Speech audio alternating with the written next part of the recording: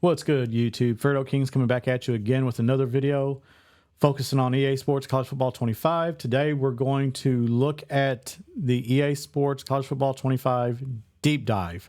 We're going to be focusing on the blog and all that information. This will be the second part of the series. Yesterday, we talked about coaches. Today, we're going to be focusing on how to build the program. We're going to have multiple videos involved in this series. Make sure that you guys comment down below, hit like and subscribe if you enjoy these videos, but let's get into it. It's going to be a multi-part series. Let's get into this information and see what I can do to help you guys as we prepare for Dynasty Mode, which is less than now 12 days away. So the first thing is when you build your program, there's no question that in today's world, roster management and talent acquisition are at the forefront of college football and building your program. Players are leaving left and right regularly with the transfer portal and NIL. It's a lot different than what it was 11 years ago. So we're going to kind of focus on what those areas are and what you need to do as we prepare to go into Dynasty Mode. Players can now transfer whenever they want, and they have expectations for you and your program. It's going to be the same on the virtual gridiron. Some are looking for ways to play early. Others want to win championships and play in big-time games. And stars, they want to focus on growing their brand, their NIL brand. So how do you line all that with what you and your program can do for them has never been more important. During the design process, EA was talking with current and former coaches, players, and recruiting experts. They want to know, what is recruiting and roster management like in this current era? How have player motivations changed? What causes a player to transfer? Those are all great questions. What differentiates a big-time program from a small school when it comes to how they operate on the recruiting trail? At the same time, they spend a ton of time doing quantitative research. They wanted to know anything and everything about recruiting and program management. This ranged from how many 5, 4, and 3-star prospects there are every year to what makes a California quarterback different from a Florida quarterback. They focused heavily on the different geographic regions and what they're known for, as well as researching the recruiting journeys of hundreds of prospects. Why did they ultimately sign with the school that they did? What convinced them to go to Ohio State or Georgia or Alabama? What made them say, hey, you know what, I'm going to stay home and play at TCU? What did the schools in their top 5 and the top 3 have in common with each other? So EA and all their stat geeks analyzed all this information. They broke it down. They want to know, why did some prospects visit one school but didn't visit another? What role did the head coach and coordinators play in the recruiting process? Those are all great questions. So we're going to look into this as we move forward. Next, they spent a ton of time talking with the community on what they expected from recruiting and program management. Players liked the recruiting in the older games because it had more depth, but it was also tedious at times. On the contrary, NCAA Football 14, the latest iteration, felt fast, but it was also shallow in code. You didn't get to know your players, so it never felt like you established that relationship with that prospect. EA wanted to find out a way to blend the two so that recruiting felt meaningful and allowed you to build a relationship, build a connection with recruits throughout this discovery process, but also factoring in, you guys got a life to live. You've got a family. You've got kids. You've got other things in your life other than just playing this video game, even though it is at the top of my list. You've got to be conscious about how much time you can spend on this game a week. So ultimately, they landed on 4 core goals when building your program. They wanted to humanize the recruits by giving them unique needs and motivations that the player has to discover by interacting with that recruit. They wanted to differentiate the regions of the country by player caliber, quality, and type to authentically capture high school talent based on historical, real-world data. They also wanted to represent the different resources available to schools, ensuring that the top schools can blanket the country, while smaller schools will need to be more targeted with their approach and stay more regionalized. Finally, they wanted to make the transfer portal feel authentically unpredictable, which is what it is. There's no rhyme or reason why half these guys are changing schools, and they wanted to replicate that in this next iteration of the game. Now, welcome to stage recruiting. In College Football 25, EA introduced a new stage recruiting experience built around 3 distinct phases: discovery, pitch, and the ability to close out an athlete. Basically, you got to seal the deal. Just like the real world, every recruit will be in a different stage of their process. You're going to have some guys that are wide open. You're going to have other guys that are already down to their top 3. You're going to have a mixed bag. Some will be top 8, top 5. Everyone's at a different spot in the recruiting process. What we're not seeing is we're just seeing a snapshot of their senior season. But you got to remember, in real life, some of these guys have already been talking to recruiters and coordinators and stuff for multiple years. They've been going to team camps. So they've got those prior relationships, and EA tries to simulate that while having everyone at different stages as you begin your recruiting process. Now, recruiting is going to begin with discovery. In this initial stage, you're finding which prospects to target, what their skills are, and what they really care about the most. This stage is all about uncovering information about the recruit as quickly as possible, though. The sooner that you can discover how well they align with your program, the better, as time is of the essence. You're limited on time because you have to get these guys to get to their top 5 to bring them in for a visit later in the season. So, there's not a lot of time to spend trying to unlock all this stuff. You have very limited resources. Once a recruit announces their top 5 schools, it's time now to make a pitch. During that pitch phase, you are selling the recruit on your program and what you have to offer. Like I said in other videos, you're here to sell yourself and sell your program. How well does your school align with their motivations will determine how successful you really are. The final stage is you need to close. You need to seal the deal. This when you bring the recruit in for an official visit and attempt to leave a lasting impression about your program. If the visit goes well, you'll make huge gains with the recruit and possibly secure a verbal commitment following the visit. Ultimately, the recruit will make their final decision on National Signing Day. Before we dive deeper into each one of these, though, let's start by discussing how every program and recruit is unique. Now, my school, and we discussed this briefly yesterday, when we talk about there being 134 ways to play this game, we're talking more than just on-field gameplay. Every school is graded from D- to A+ across 14 different categories, which comprise their My School grades. These grades will define who a program is and what their strengths and weaknesses are. No 2 programs are the same, and the grades will dynamically change over the course of your dynasty based on your school's performance and your actions. The 14 grades are as follows, and we're going to get into those. The first is playing time. This represents how long it will take for a player to become a starter at their position. Playing time is individualized to each recruit and player based on their position group and overall.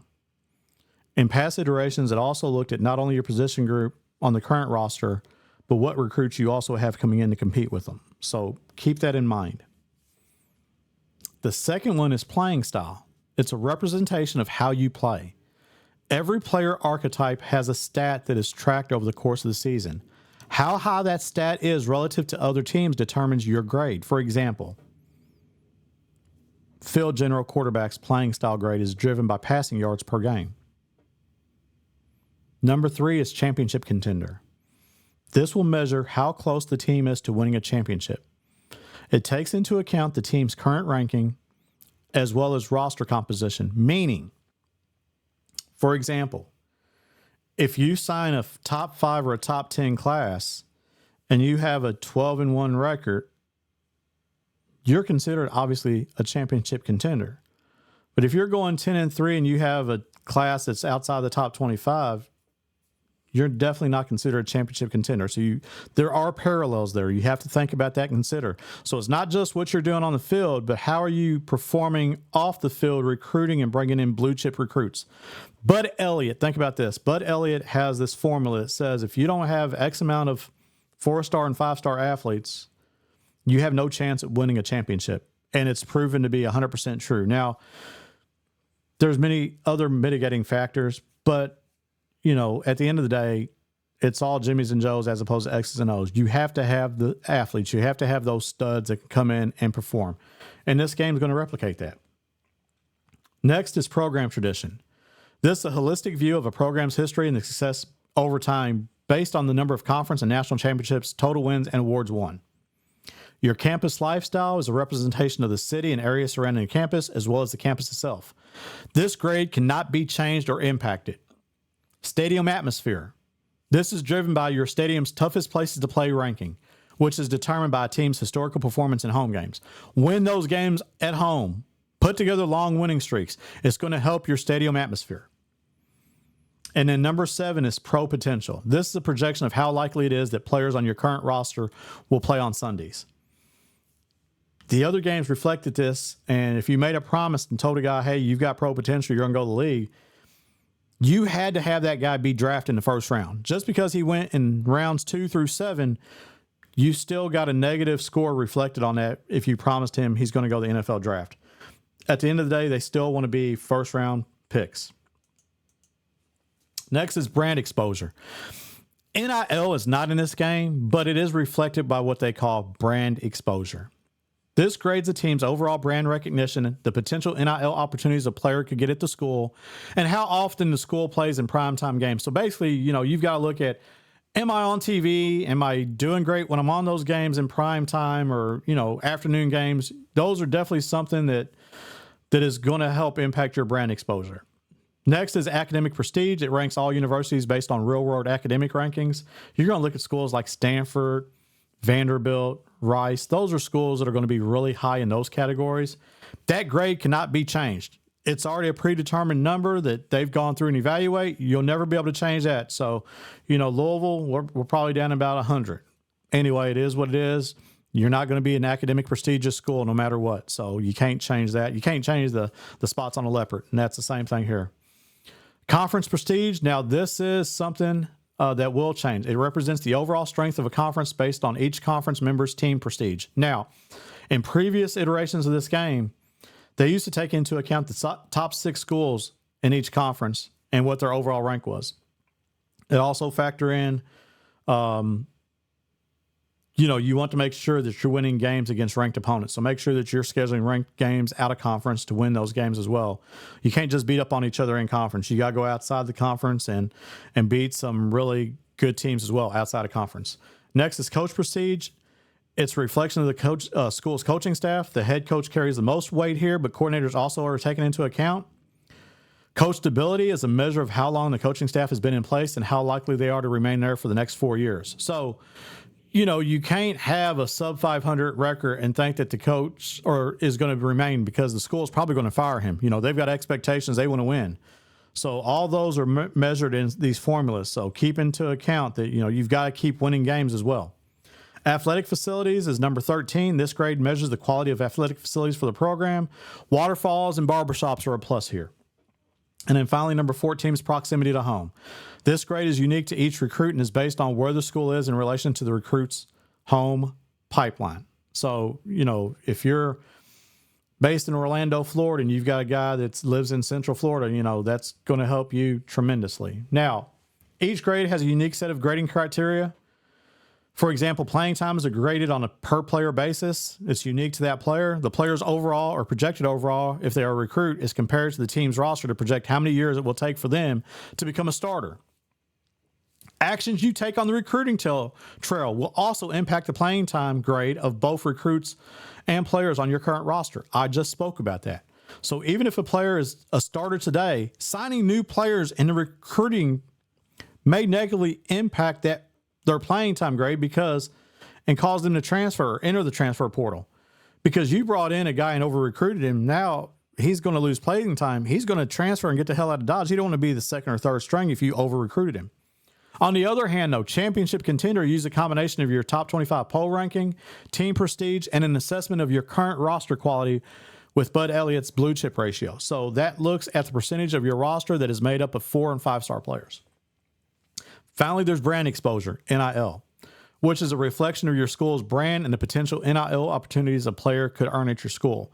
While you won't see players having a mustard named after them in College Football 25, recruits and transfers alike will assess their NIL earning potential and branding opportunities when considering on the next place to go. So you have to always consider all those factors when you're doing this. Yes, there's not NIL. You're not going to be paying guys and stuff like that. That's going to reflect poorly on the NCAA. They can't simulate that. But the best they can do is, hey, is your team playing on regional TV or are you playing national primetime games? And when you are playing those games, make sure that you go out and you show out. If that means running up the score, don't take a knee on the one against Kentucky, Bobby Petrino. Punch that ball in the end zone and let them know that you mean business. Okay? That's a reference to a game from 20 years ago that Louisville fans are still salty about because we could have hung like 60 on UK back in the day. So never forget that. Take a knee on the one against your rival. That really puts more salt in the wound.